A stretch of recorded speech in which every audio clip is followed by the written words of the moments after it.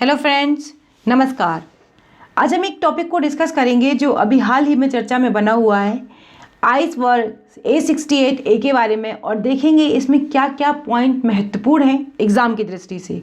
ये काफ़ी important topic हो सकता है करंट के लिए। इसके बारे में डिटेल में भी आपसे पूछा जा सकता है, या फिर हो सकता कि इससे रिलेटेड कोई और भी क्वेश्चन यहाँ पर क्वेश्चन आंसर आपके एग्जाम में रेज कर दिया जा सकता है।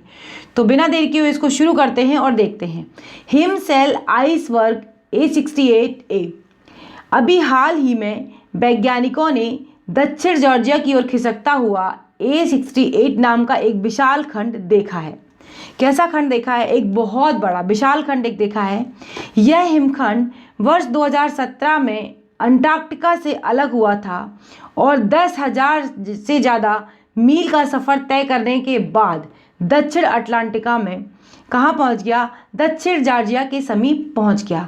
थोड़ा सा अगर जॉर्जिया के बारे में बात करें तो जॉर्जिया कहाँ का देश है? यह है पूर्वी यूरोप का देश है। कहाँ का देश है? पूर्वी यूरोप का ये देश है। और अगर इसकी बात करी जाए तो इसकी जो बाउंड्रीज़ हैं, आप उसमें देखिएगा, जो आप मैप बनाए, मैप में आप देखिएगा इसको ध्यान से ज़रूर। इसकी जो बाउंड्रीज़ हैं वो हैं, अगर मैं बात करूं तो उत्तर में मिलती हैं किससे? उत्तर में मिलती हैं रूस से। और अगर मैं बात करूं पूर्व में, तो पूर्व में मिलती हैं अजरबैजान से। और अगर मैं दक्षिण की बात करती हूँ तो अर्मानिया से और तुर्की से मिलती हैं। तो इसकी 4 बाउंड्रीज हैं जो 4 देशों से इस तरीके से मिलती हैं। इसको आप एक बार ज़रूर मैप में देखिएगा, आपको बहुत सारी चीज़ें जानने को मिलती हैं। आसपास के थोड़े एरियाज़ भी आप देखते हैं, समझते हैं उसको। अब देखते हैं कि इतना सफ़र तय करने के बाद ये दक्षिण जॉर्जिया के समीप पहुँचा।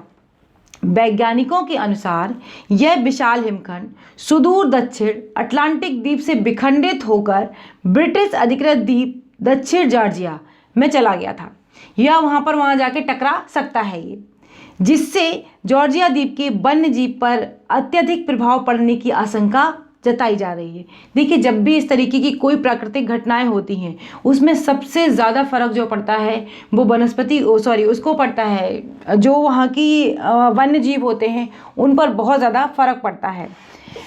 और यहाँ कोई ये पहली बार नहीं है जब ऐसा यहाँ पर हो रहा है, यहाँ पर अक्सर ऐसा देखा जाता है। इसलिए इस इलाके को हिमखंडों का कब्रिस्तान भी कहा जाता है। क्या कहा जाता है? इसे हिमखंडों का कब्रिस्तान भी कहा जाता है।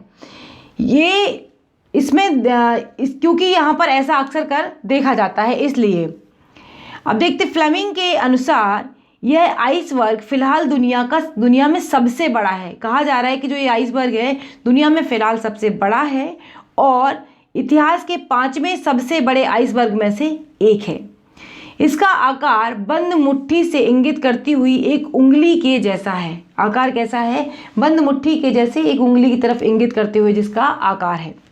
थोड़ा देख लेते हैं कि हिमशैल होते क्या हैं। हिमशैल बेसिकली अगर मैं बात करूं तो हिमशैल वो होते हैं जो कुछ इनका हिस्सा पानी के अंदर रहता है और कुछ हिस्सा इनका पानी के ऊपर रहता है। खुले पानी में ये पूरे तैरते रहते हैं, उसी को कहा जाता है हिमखंड या हिमशैल। ये वही होते हैं हिमशैल या आइसबर्ग मीठे जल के एक ऐसे बड़े टुकड़े को कहते हैं जो किसी हिमानी, ग्लेशियर या चट्टान आइस शेल्फ से टूटकर खुले पानी में तैर रहा हो।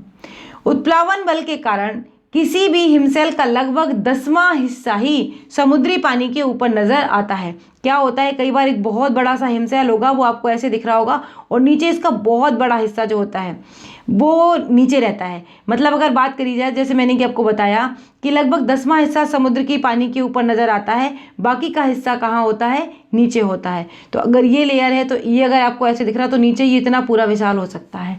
ऐसा इसी को हिमशैल के लगभग ऐसा बनाया जाता है या होता है। ये बनाया क्या जाता है? ऐसा होता है ये। तो 9 गुना बड़ा भाग होता है वो जल के नीचे होता है। यूएस नेशनल आइस सेंटर एकमात्र ऐसा संगठन है जो अंटार्कटिक हिमखंडों का नामकरण करता है और उन पर नज़र रखता है। तो अगर आपसे पूछा जाता है इसके बारे में, ये कौन सी संस्था है, क्या है, ये क्या काम करती है, तो आपको इसे पता होना चाहिए। अब टकराने से नुकसान क्या हो सकता है? जैसा कि मैंने आपको बताया पहले ही कि जैव विविधता को बहुत ज़्यादा इम्पैक्ट कर सकता है ये, और जैव विविधता के लिए बहुत बड़ा खतरा भी हो सकता है। साथ ही साथ होता क्या है, खाद्य श्रृंखला भी पूरी की पूरी प्रभावित हो जाती है। जब इस तरीके की कोई भी प्राकृतिक घटना होगी तो उससे इन सारी चीज़ों के लिए बहुत ज़्यादा नुकसान होता है। पेंगुइन और सील जो पेंगुइन और जो सील मछलियां हैं जैसे जानवरों की आबादी खतरे में आ जाएगी। इनके प्रजनन का रास्ता भी बंद हो सकता है। अगर यह समुद्र तल में रह रहे जीवों को खत्म करता है तो वायुमंडल में बहुत बड़ी मात्रा में कार्बन डाइऑक्साइड का उत्सर्जन होता है। सबसे बड़ा हम जैसे जानते हैं कि समुद्र जो है वो क्या है, जैव विविधता के बहुत बड़े स्पॉट होते हैं। अगर इस तरीके की घटनाएं समुद्र में होती हैं तो बहुत ज़्यादा नुकसान जैव विविधता को होता है। ये छोटा सा टॉपिक था जो मैंने आपके साथ डिस्कस किया, पर करंट का टॉपिक था। अगर आपको वीडियो अच्छा लगा है तो प्लीज़ लाइक कर देना, शेयर कर देना। चैनल पर नए हैं तो सब्सक्राइब कर लेना। अगले वीडियो में फिर मिलेंगे, तब तक के लिए बाय बाय दोस्तों, नमस्कार।